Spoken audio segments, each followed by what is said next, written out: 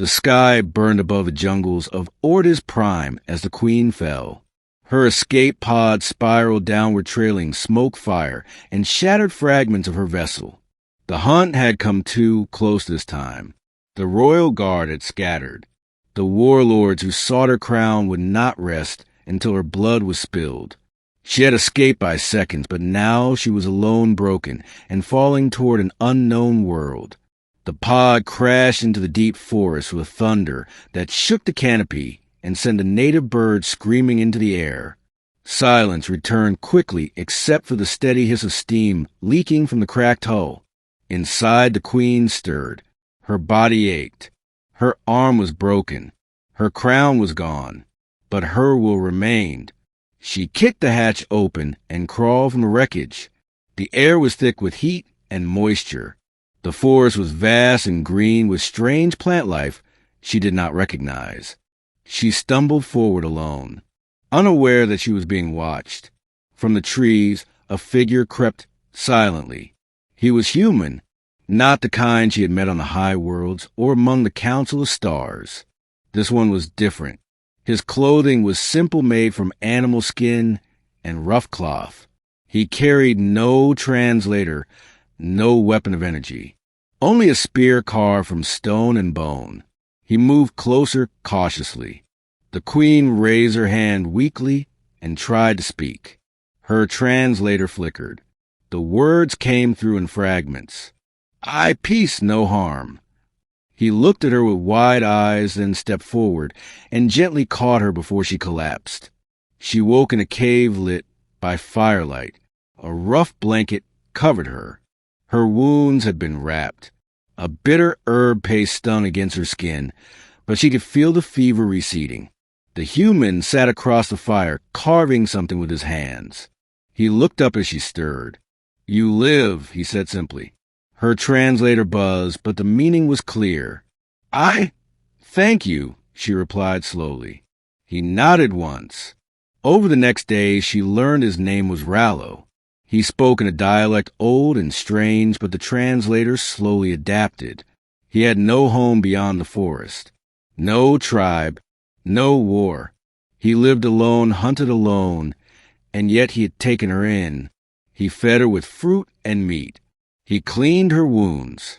He asked no questions, but he watched her always with a kind of quiet wonder. She was the most powerful woman in the galaxy, and he had no idea. She tried to send a signal from the wreckage, but the pod systems were dead. No help was coming. Not yet. So she stayed, and healed, and watched him too.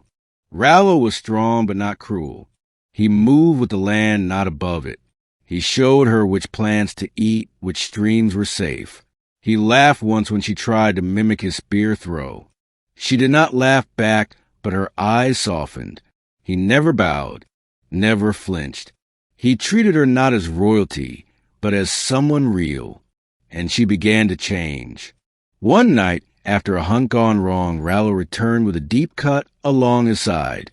He said nothing as he staggered into the cave and collapsed. The Queen knelt beside him. Her hands trembled as she worked. She used everything he had taught her. She cleaned the wound, crushed the right herb, sealed it, and stayed awake through the night. He opened his eyes at dawn. "You learn fast," he said. She nodded. "I had a good teacher." For the first time he smiled, and she smiled back. 3 weeks later the signal came. A patrol ship entered the system. It picked up the crash signature and her genetic beacon. They landed with full honors at the edge of the forest. The soldiers bowed when they saw her. Her robes tattered her crown, missing her eyes clear and calm. "My Queen," the lead officer said, "we feared you lost." "I was found," she replied. They turned to Rallo. He stood behind her, spear in hand, wary but still. "This is Rallo," she said. "He saved me." The officer looked uncertain. "A primitive native. He will be taken to the station for study." "No," she said, her voice sharp. "He will be treated as an honored guest. Without him, I would not be alive." The officer hesitated, then nodded. "As you wish." When she returned to the palace on the crystal moon of Entherus, the court bowed, the drums sounded, and the banners rose. The king, her mate, stood at the top of the dais. His golden armor gleamed. His eyes widened as he saw her walking side by side with the human. He stepped forward. "You survived," he said. She nodded. "I was not alone." He looked at Rallo with disbelief. "This man saved me when all others had fallen. He fed me, healed me, stood by me, without knowing who I was." The king frowned. "He is a wild man from a forgotten world." "He is more than that," she said. "He is proof that strength does not require power, that kindness does not need status." The king said nothing. Rallo stood silently, his eyes scanning the vast court. He looked strange there amid the marble and gold, but he stood tall. That night the queen found Rallo looking out across the towers of the capital. "You could return to your world," she said. He shook his head. "Or you could stay," she added. "I do not belong here," he said. "This is not my forest. These are not my stars." "You belong where you are needed," she said softly. He looked at her. "And where is that?" She stepped closer. "Here, with me." He touched the side of her face. "I do not understand your world, but I know your heart." She closed her eyes. "That is enough." And so the queen who had fallen rose again, not alone, but with a man who knew nothing of empires, yet everything of loyalty. The king stepped down weeks later by his own choice. The court murmured but obeyed. The new queen stood beside the man from the forest, and in time their story spread beyond worlds.